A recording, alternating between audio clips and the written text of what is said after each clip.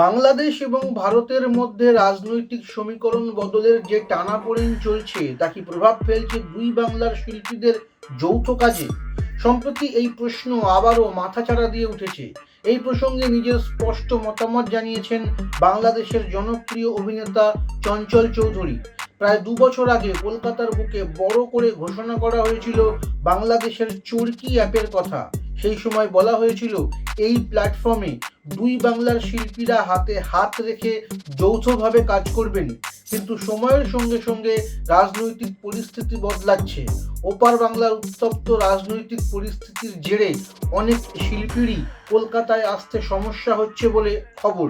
সোমবারই কাজের সূত্রে বাংলাদেশ থেকে কলকাতায় এসেছেন অভিনেতা চঞ্চল চৌধুরী। তিনি বর্তমানে বোলপুরের একটি গ্রামে ব্রাত্য বসুর আগামী ছবির শুটিং করছেন। সেখানেই তাকে এই স্পর্শকাতর প্রশ্নটি করা হয়েছিল। সাংবাদিকরা জানতে চেয়েছিলেন, দুদেশের মধ্যে রাজনৈতিক টানাপোড়েন কি কোনোভাবে শিল্পীদের কাজে বাধার সৃষ্টি করছে?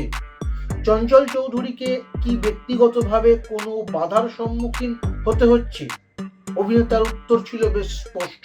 তিনি জানিয়েছেন, আমি কাজের জন্য যতবার ভিসার আবেদন জানিয়েছি বা কোনো প্রোডাকশন হাউসের নিমন্ত্রণে আসতে হয়েছে তখন তো খুব সহজেই ভিসা পেয়ে গিয়েছি, আমার কোনো সমস্যা হয়নি। চঞ্চলের নিজের ক্ষেত্রে কোনো সমস্যা না হলেও সম্প্রতি শোনা গিয়েছিল অভিনেত্রী তানজিন তিশার একটি ছবিতে অভিনয়ের জন্য ভারতে আসার কথা থাকলেও তিনি আসতে পারেননি। এই রাজনৈতিক টানাপোড়েন কি শিল্পীর স্বাধীনতা এবং দর্শকের উপর প্রভাব ফেলছে?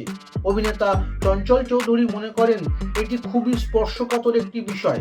তিনি পরিস্থিতি বিশ্লেষণ করে যোগ করেন, পরিস্থিতির কারণে অনেক কিছু ঘটে। বিশেষত রাজনৈতিক কোনো পরিস্থিতি তৈরি হলে অনেক স্বাভাবিক বিষয় তখন জটিল হয়ে যায়, আবার সেটার সমাধানও হয়। সমস্যা সবসময় কিছু না কিছু থাকবেই, কারণ দুটো আলাদা দেশ তো।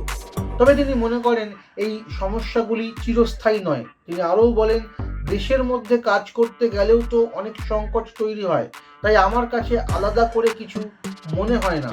চঞ্চল চৌধুরী আত্মবিশ্বাসের সঙ্গে জানিয়েছেন, শুটিং শুরুর আগেও তিনি মহড়া এবং মিটিংয়ের জন্য ২বার কলকাতায় এসেছিলেন, তখনও তার কোনো অসুবিধায় পড়তে হয়নি।